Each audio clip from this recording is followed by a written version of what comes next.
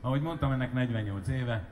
És aztán gondolatok szárnyaltak ide-oda, amoda, hogy múltak az évek, lett egyszer csak egy dal, aztán lett egyszer abból a dalból egy egész album, aztán lett belőle egy színházi este, amiből aztán vagy 4-500-at magam is eljátszottam ebben az országban.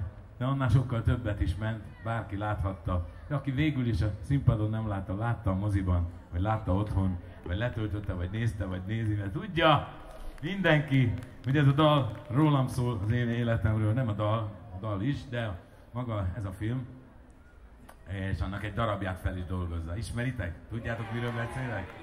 Akkor értitek, azt mondom, hogy ez minden álmom otthona. Made in Hungária!